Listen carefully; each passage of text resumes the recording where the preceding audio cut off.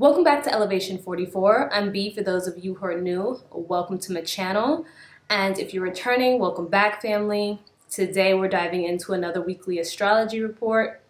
If you're new to this channel, I bring you these weekly reports just so that you know what kind of energy we're dealing with for the week and, how to navigate the week, right? How to use the energy to your advantage, or, how to avoid some potential traps or conflicts or anything like that. So that's what these reports are designed to do. So, take the information that you can from it, leave the rest behind, utilize it, and, that's it, right? So first of all, before I get started, I just want to go ahead and ask, how did everybody fare off last week with the Aries full moon? It was definitely an intense time for some people more than others. I know that some people who had heavy Libra energy tended to be probably targeted more or triggered more during this that particular transit of energy with the Aries full moon and everything else that was going on.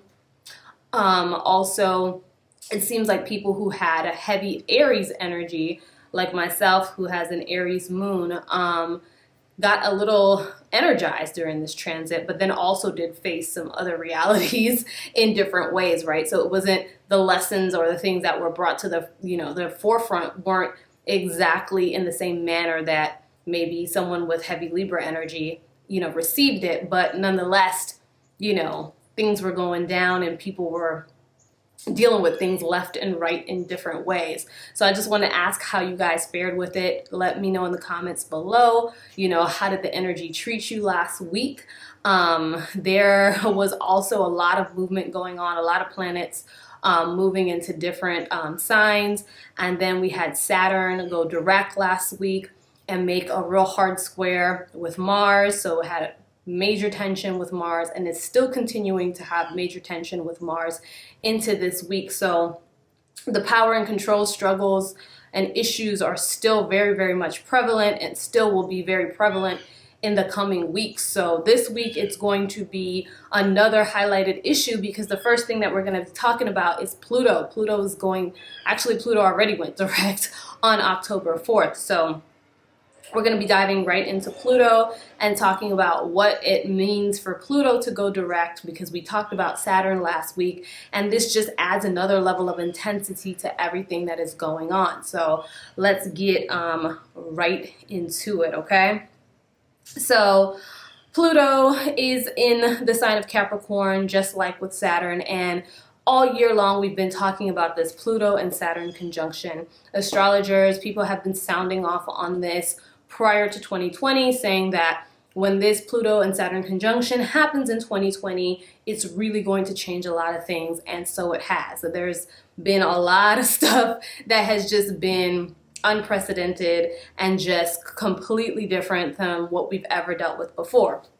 But I don't want people to get into the habit, even though this energy is hard to deal with, though it is shocking and pushing us and transforming things in a way that we're not really comfortable with. I want people to be able to adapt and be able to flow with the energy, because these types of things are necessary for progression and transformation of the human consciousness, of the collective, of the world, right? So we should never be fearful of these energies. As a matter of fact, someone asked me, how has this year treated you? And I was like, look, I'm having one of the best years of my life.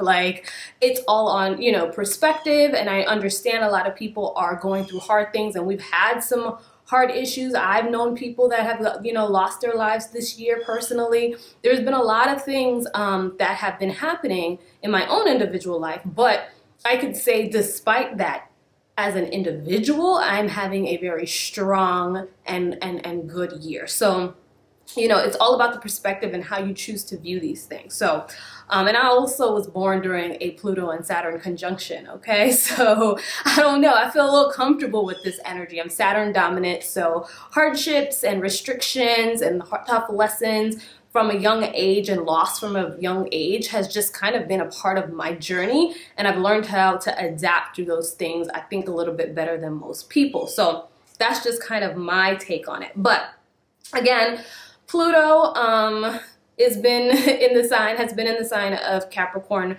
since the beginning of the year now, okay? And it went retrograde on April 25th. Now, when Pluto decided to go retrograde, it started to turn inward. So this was a time for us to reflect on power and control, more so not just individually our issues with power and control, but more our societal issues with power and control. Who's in power? Who's got the control? The misuse of it, right?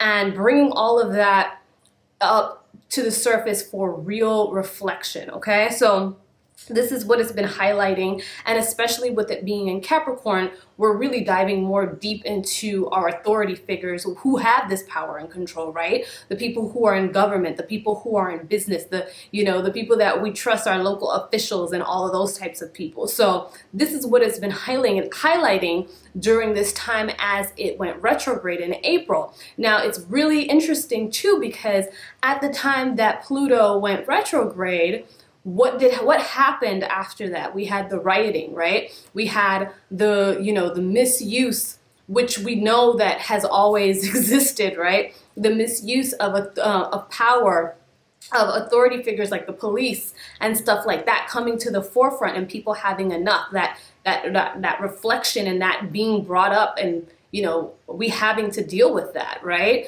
So all of this is kind of like tying in together, and if you put the pieces together, you'll see that astrology really lays out the story, and a lot of it won't be shocking after all, right? So this is literally what has been happening during the Pluto retrograde.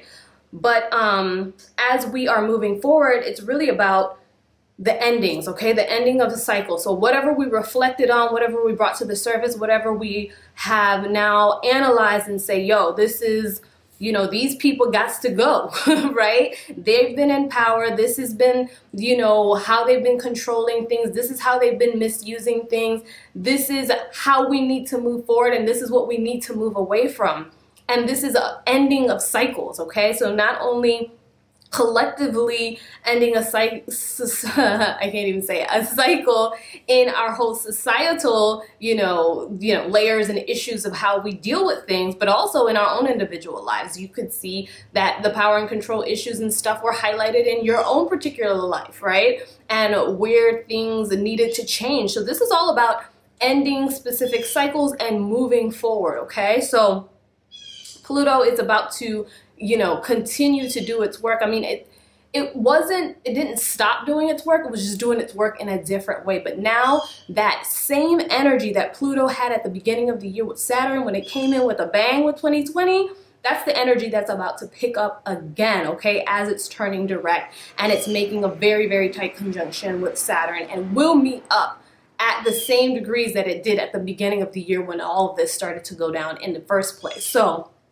I'm just letting you know that this energy is bringing endings to cycles, ending to things, transforming things. It's bringing in change that is necessary, okay? Even though it's hard, it is necessary, okay? So before that happens, before we overhaul everything that was revealed to us in that time that Pluto was retrograde, there will be a last-ditch effort for those who are who've had the control, who have been in control, who have, typically been running the show. There will be attempts for them to continue to keep the control in their favor, to, continue to uphold the status quo so that there is never going to be a balance for them. They always want to make sure that they skew it in their favor. So just be aware that there are a lot of trickery, okay, happening. So, make sure that you're not subscribing to the politics that are currently happening.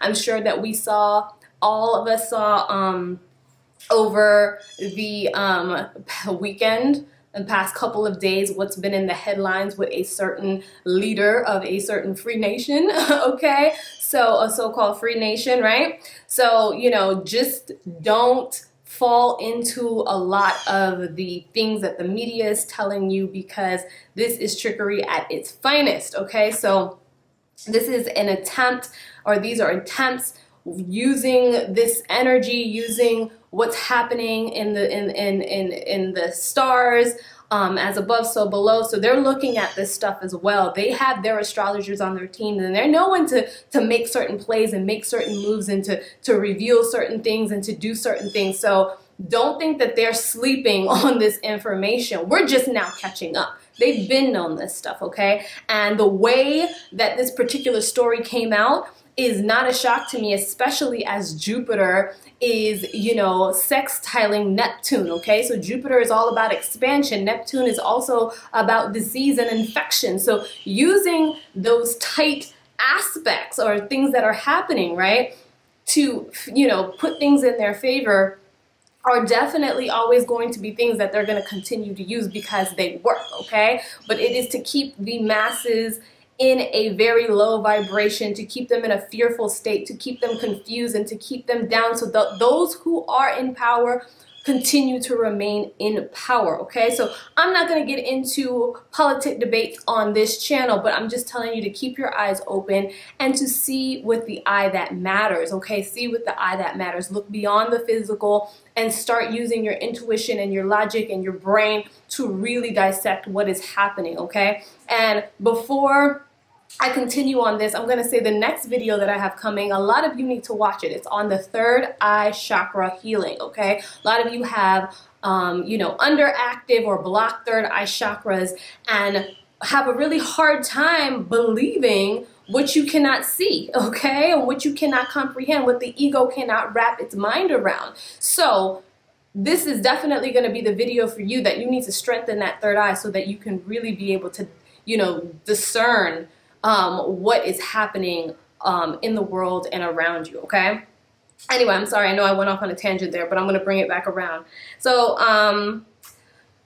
the thing here to keep in mind also with this, you know, these attempts for these last ditch attempts for those in control to remain in control is that last week we talked about Mercury moving into Scorpio, right? So Mercury is currently in Scorpio, and we talked about the manipulation, the high level of manipulation and control that this particular energy brings in, right? So again, there's a manipulative factor of this. There is the way that it's brought out, the current energies that are played that are boosting all of this up. But I don't want you to worry about that in particular, especially if you have the eye to see, you know what I mean? You have the eye that is open, that needs to see, right? Because Mercury in Scorpio is also about snatching off the veil. It's all about revealing the puppet master who's pulling the strings behind. It's all about taking whatever is beneath the surface and bringing that up so that we can reveal those truths. So things will be revealed. Things will be revealed. Don't you worry about that. Just make sure that you are paying attention and you're doing what you need to do to make sure that you're still in high energetic alignment for what's about to come, because all of this shit's about to get swept out. So I'm just letting you know that, because this is Libra season, okay? And we are balancing the scales, even if it doesn't look like it. There's a lot going on behind the scenes, but there is justice that's coming. And don't forget that I told you that Mercury is going to go retrograde soon, and it's going to backtrack back into Libra, okay? So stay tuned, just stay tuned. So let's just continue to talk about Mercury, all right? So Mercury in Scorpio, right, is now it's got a conflict this week because it is opposite Uranus in Taurus, okay? And Mercury is, again, our communication, our intellect, you know, all of that good stuff, the way we reason, the way we, all that good stuff. And then Uranus, which is our higher mind, it's all about freedom, change, it's all about rebellion, progression, that type of energy, is in Taurus, which is really focused on our material wealth, our material world, the things that are around us, okay? So the conflict that is happening here, this can be looked at two ways, okay? So first of all, so Mercury wants to, in Scorpio specifically, we already talked about that energy wants to uncover shit. Like it just wants to rip the blankets off, and they want to, what's beneath there? We need to air this shit out. Let's dig, everybody needs to know what's happening behind the scenes. Let's all air this out, right? And then there's that manipulative and controlling aspect to that energy. The conflict here is that Uranus wants to look ahead, okay? It wants to progress and look towards the future. And that's really more so because if it's being in Taurus, it's about the material world, our wealth, our possessions, our resources. It really wants to focus on that. But Scorpio's like, nah. We're not done here. We need to, Mercury and Scorpio is like, we need to uncover this stuff. We need to let everything out. I'm ready. I have to make sure everything is aired out before I want to move forward. And Uranus is like, nah, we just, let's just keep moving. Let's keep looking forward. So there's the conflict that's happening between those two in that way, right? Now, the second way that it plays out is that those wanting to deceive under this Mercury in Scorpio transit in terms of the control and the manipulation in order to keep things hidden, okay? They want to keep us from progressing and changing, and they want to maintain in control. So they want that status quo to be upheld, right? So this is the conflict that is happening, is that collectively, Uranus and Taurus is wanting to push us towards a different direction in our material world where we have not been before. The ones in control don't want us to be pushed forward in that. They don't want us going forward in that way, okay? They don't want the change for us to happen in that way, because then they lose the favor. They lose that control, right? So that is, another way that this energy, or how I'm reading this energy playing out. I don't know how others are reading it. This is how I'm reading it, okay? And then internally, while we want to look ahead and push forward, there's a part of us that wants to rip everything up and expose and air everything out, because there's a sense of justice that we want, especially as Mercury then backtracks from Scorpio back into Libra, right? We're trying to balance those scales. We want that justice. We want it to all be aired out. We want everything on the table. And so that's the way that energy is playing out both ways, right? So then the last thing that I'm going to talk about is the North Node, okay? So the North Node is in Gemini currently. And the North Node, I know we haven't talked about it much on this channel. This is literally like our direction. These are our lessons. This is on your own individual natal chart. This is referred to as your purpose, right? Your destiny, right? So collectively, this is kind of our collective lesson of the things that we need to know or to obtain in order to move forward, to move humanity forward, to move our consciousness forward, okay? So it is this week, it's going to be sextiling Mars, which is retrograding in Aries, okay? And sextiling means that there's a harmonious aspect happening between the two, okay? So the North Node in Gemini is really come to teach us about three main things, which is communication, information, and community, okay? So that is literally our lessons to be learned on how to communicate. It's pushing our communications forward. It's pushing information forward. This is a time of high knowledge and research. This is a time for learning and sharing, okay? This is a major thing. And it's also a time to be focusing on community, not so much the community, not so much of the expansive world, but what's in your backyard, who's, around you, and building in that type of way. So it really has given us some lessons that it's about to roll out over the next, I want to say 2 years, because I think it just got into Gemini this year, if I'm not mistaken. I'm sorry, y'all. It's been a long year, so keeping up with these timelines is a little hard sometimes, okay? This energy is also here to teach us how to be adaptable, because Gemini is a mutable energy. So it's teaching us how to come out of our comfort zone and also be able to handle tough things and to handle things that are unexpected and to just be able to roll with that. So it's teaching us also an adaptability factor that we're going to need pushing forward. Now, with it, harmoniously, that's the right way to say it, connecting with Mars, which is retrograding, it's almost like a fire is being lit in that department. But the fire is not outward, because Mars is retrograding. The fire is more an internal fire. So it's just lighting that inside of us for us to individually see where we can get stronger in these particular areas, okay? Now, another thing that the North Node is doing this week, it is quincux, quincux Pluto in Capricorn, okay? So all this is doing is adding another level of intensity in this area and another level of focus. And sometimes it can be a little bit too much. So just, you know, make sure that you are able to balance that out. But in all, I think that this is a very positive thing for us individually, because it's going to move us collectively, especially when Mars comes out of that retrograde and starts to move full force ahead. But Mars is doing some other things before that, all right? So we're just going to have to wait. So the pros for this week is that we're talking about cycles are ending. There's going to be forward movement, a lot of transitions, all right? This is also a good time, again, for research, deep diving, going beneath the surface and, you know, coming to find truths and exposing things. It is also just a great week for, you know, working on those internal changes within.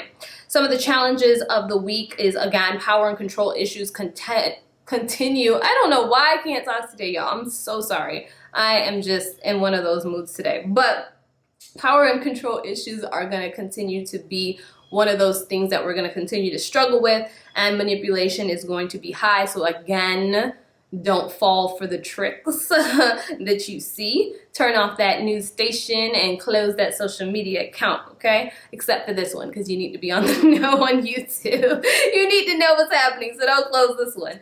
Anyway, the herbs that I recommend you working with this week are mint or eyebright, and that's spelled I like eye and bright like bright light, so together, eyebright. So this is going to also help with your clarity and, you know, helping you open that third eye up, because some of y'all really need it.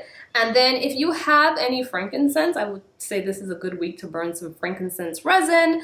So that also gives you some, you know, help in that department. And then also the crystal that I recommend you working with this week is clear quartz. Clear quartz is also known as the universal crystal. You can program it to be anything that you need at any particular moment.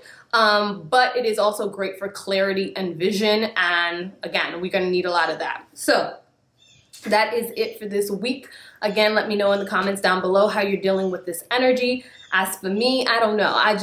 Sometimes I feel a little energized, sometimes I crash hard. I don't know, I've just kind of been rolling with it. But all in all, I think, you know, things have been good.